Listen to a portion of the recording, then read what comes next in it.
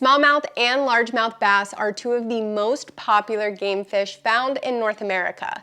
They're fun to catch for both beginners and experienced anglers alike. They inhabit some of the most beautiful landscapes in the country and always put up a good fight. And while they do share some similarities, there are a few key differences between them. So let's jump right into it. Behavior. Smallmouth bass are known for their aggression and fighting ability, and anyone who has hooked into one before knows what I'm talking about. They make long runs, jump out of the water, and do just about anything they can to avoid the net. They are opportunistic feeders that prey on smaller fish, crayfish, and insects, among other things. Largemouth bass don't tend to fight quite as hard as smallmouth. They have a wider diet range and can consume larger prey, including frogs, snakes, and even small birds. Both species are ambush predators and tend to hide in cover, such as vegetation or underwater structures, waiting for prey to emerge. Size and shape. Largemouth bass are typically bigger than smallmouth bass. It's not uncommon for them to grow well into the 5 to 10 pound range, whereas smallmouth typically weigh between 2 and 5 pounds.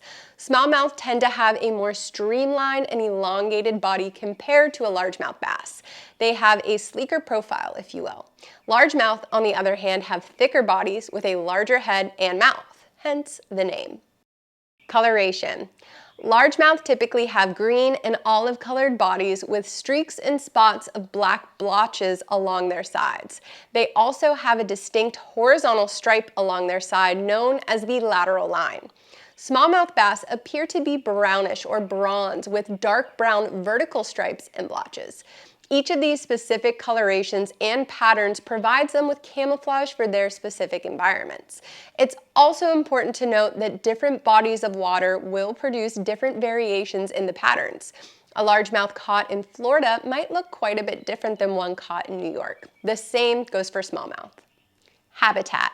Smallmouth prefer cool, clear, and swift-moving water such as rivers, rocky streams, and lakes. They prefer areas with rock or gravel bottoms and tend to spend more time in the deeper water.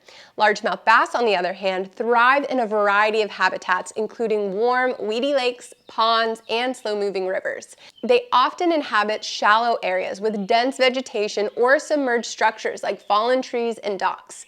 While there's plenty of acceptable habitat for these species to coexist, in my experience, you'll either find one or the other living in a single body of water. So if you find yourself fishing in a place with both, consider yourself lucky. That is it for this video. Thank you so much for watching. Don't forget to subscribe to the Take Me Fishing YouTube channel, and for more helpful fishing tips, visit takemefishing.org.